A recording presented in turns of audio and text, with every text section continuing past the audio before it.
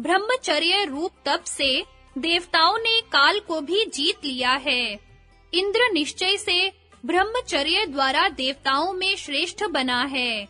ब्रह्मचर्य ही उत्कृष्ट तप है। इससे बढ़कर तपश्चर्या दूसरी हो नहीं सकती। उद्धर्वरेता पुरुष इस लोक में मनुष्य रूप में प्रत्यक्ष देवता ही है। ब्रह्मचर्य की महिमा महान है।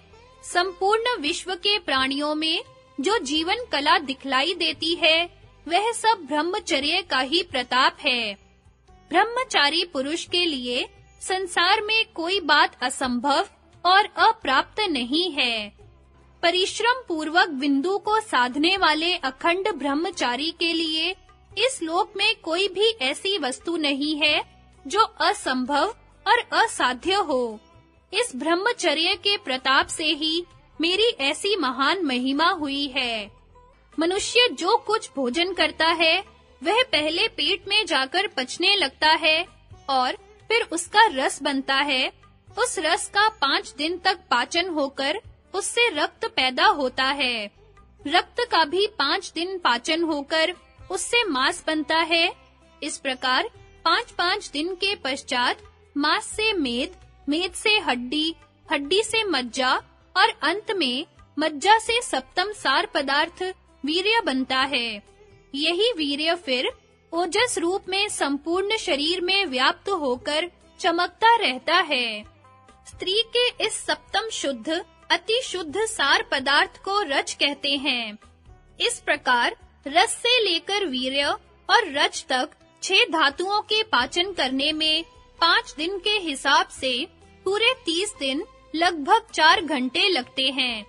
वैज्ञानिकों ने ऐसा निश्चय किया है कि 40 सेर भोजन से 1 सेर रक्त बनता है और 1 सेर रक्त से 2 तोला वीर्य बनता है।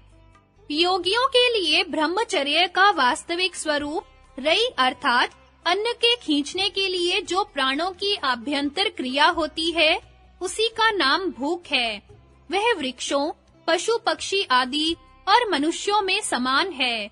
वृक्ष प्राणों के अनुकूल ही अन्न को खींचते हैं।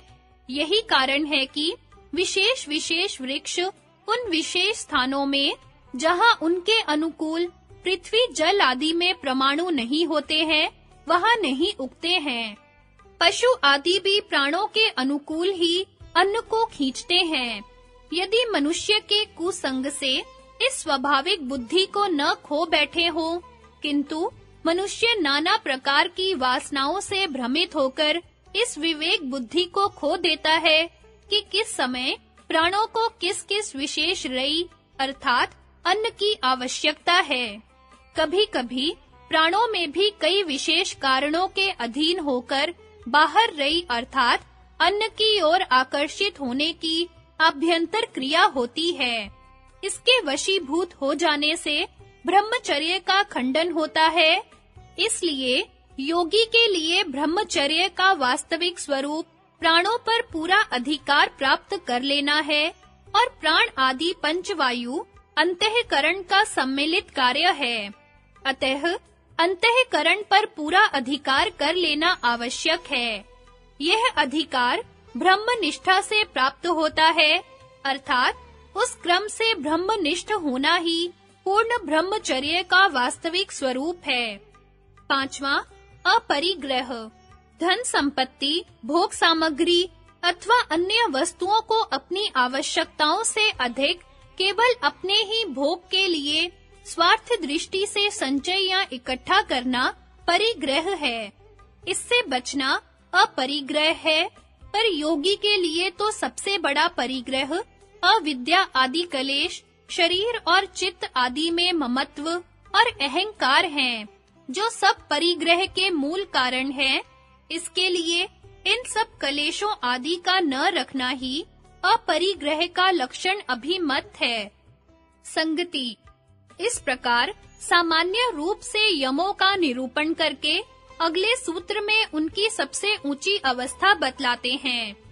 जाति, देश, काल और समय की सीमा से रहित सार्वभौमा बराबर सब अवस्थाओं में पालन करने योग्य महाव्रतम बराबर महाव्रत है। अन्व्यार्थ, जाति, देश, काल और समय की हद से रहित सर्व भूमियों में पालन करने योग्य यम महाव्रत कहलाते हैं। व्याख्या: जाति, देश, काल और समय की हद से रहित होने का यह अभिप्राय है कि इनके द्वारा हिंसा आदि यम संकुचित न किए जाएं। पहला, जाति द्वारा संकुचित। गौ आदि पशु अथवा ब्राह्मण की हिंसा न करूंगा।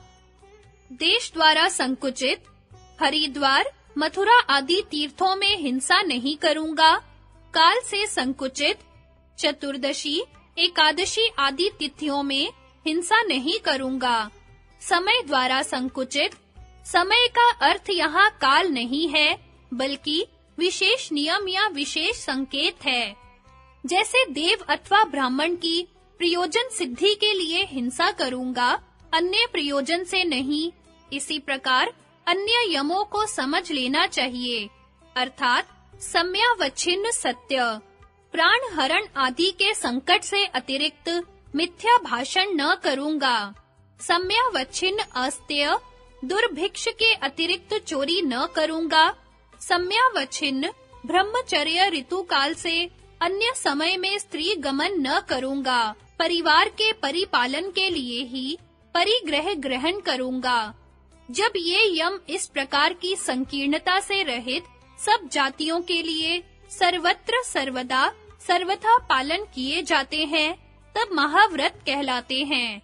विशेष विचार: इस सूत्र का यह भी भाव है कि यमों का पालन किसी जाति विशेष, देश विशेष, काल विशेष या अवस्था विशेष के मनुष्यों के लिए नहीं है, किंतु यह भूमंडल पर रहने वाली सारी जाति, देश, काल और अवस्था वालों के लिए पालने योग्य है। इसलिए ये सार्वभौम महाव्रत कहलाते हैं। इससे पूर्व के सूत्र में हमने यमों का वह लक्षण किया है जो योगियों को अभिमत है। अब इस सूत्र में हम उनका वह विशाल, व्यापक और सामान्य स्वरूप दिखलाने का यत्न करेंगे, जिसका संबंध संपूर्ण मनुष्य समाज और सारे राष्ट्रों से है। 30वें सूत्र की संगति में बतला आए हैं कि यमों का संबंध केवल व्यक्तियों से नहीं है, परंतु सारे मनुष्य समाज से है। इसलिए सारे मनुष्य इनके पालन करने में समष्टि रूप से परतंत्र हैं। कोई मनुष्य, चाहे वह किसी जाति, देश, काल, अवस्था, वर्ण, आश्रम, मत मतांतर का क्यों ना हो, यदि उसे मनुष्य समाज में रहना है, तो उसके लिए ये यम सर्वदा माननीय और पालनीय हैं। संसार में फैली हुई भयंकर अशांति के नाश का केवल मात्र उपाय यमों का यथार्थ रूप से पालन करना है। इनके पालन से संसार की अवस्था ठीक रह सकती है। यह शंका कि क्षत्रिय शासक आदि अहिंसा और गृहस्थी ब्रह्मचर्य का पालन नहीं कर सकते, यमों को यथार्थ रूप से न समझने के कारण उत्पन्न होती है। उसके निवारणार्थ यमों के स्वरूप को और स्पष्ट रूप से दिखलाने का यत्न करते हैं। अहिंसा, जिस प्रकार सारे कलेशों का मूल अविद्या है, उसी प्रकार सारे यमों का मूल अहिंसा है। हिंसा 3 प्रकार की है। पहली शारीरिक, किसी प्राणी का प्राण हरण करना अथवा अन्य प्रकार से शारीरिक पीड़ा पहुंचाना। दूसरा, मानसिक, मन को कलेश देना। तीसरी, आध्यात्मिक, अंतःकरण को मलिन करना। यह राग, द्वेष, काम, क्रोध, लोभ, मोह, भय आदि तमोगुण वृत्ति से मिश्रित होती है। किसी प्राणी की किसी प्रकार की हिंसा करने के साथ-साथ हिंसक अपनी आत्मिक हिंसा करता है। इन तीनों प्रकार की हिंसाओं में सबसे बड़ी हिंसा आध्यात्मिक हिंसा है, जैसा कि ईशोपनिषद में बतलाया है। जो कोई आत्मघाती लोग हैं, वे मरकर उन लोकों में जाते हैं जो असुरों के लोक कहलाते हैं, अर्थात ज्ञान रहित मूढ़ नीच योनियों में जाते हैं। शरीर तथा मन की अपेक्षा आत्मा श्रेष्ठतम है, क्योंकि शरीर और मन तो आत्मा के करण है, जो मनुष्य को उसके कल्याणार्थ दिए गए हैं। इसलिए हिंसक अधिक दया का पात्र है। उसके प्रति भी द्वेष अथवा बदला लेने की भावना रखना हिंसा है। इसलिए जिस पर हिंसा की जाती है, उसके तथा हिंसक दोनों के कल्याणार्थ हिंसा पाप को हटाना चाहिए। मानसिक शक्ति वाले मानसिक बल से हिंसा को हटा दें। वाचिक तथा शारीरिक शक्ति वाले जहाँ तक उनका अधिकार है, उस सीमा तक इन शक्तियों को हिंसा के रोकने में प्रयोग करें।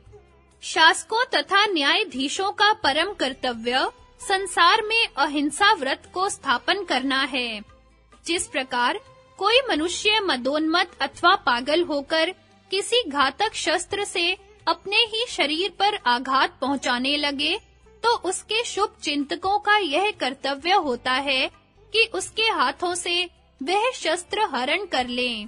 इसी प्रकार यदि कोई हिंसक शरीर रूपी शस्त्र से, जो उसको उसकी आत्मा के कल्याणार्थ दिया गया है, दूसरों को तथा अपनी ही आत्मा को हिंसा रूपी आघात पहुंचा रहा है और अन्य किसी प्रकार से उसका सुधार असंभव हो गया है, तो अहिंसा तथा उसके सहायक अन्य सब यमों की सुव्यवस्था रखने वाले शासकों का परम कर्तव्य है कि उसके शरीर का उससे वियोग कर दें। यह कार्य अहिंसा व्रत में बाधक नहीं है, वरम अहिंसा व्रत का रक्षक और पोषक है।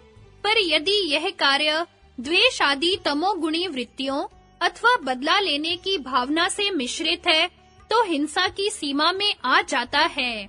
अहिंसा के स्वरूप को इस प्रकार विवेक पूर्वक समझना चाहिए कि सत्व रूपी धर्म, ज्ञान, वैराग्य और ऐश्वर्य के प्रकाश में अहिंसा तथा उसके अन्य सब सहायक यमों में, और तम रूपी अधर्म, अज्ञान, अवैराग्य और अनैश्वर्य के अंधकार में हिंसा तथा उसके सहायक अन्य चारों वितर्कों में प्रवृत्ति होती है। धर्म स्थापन के लिए युद्ध करना क्षत्रियों का कर्तव्य है। उससे बचना हिंसा रूपी अधर्म में सहायक होना है।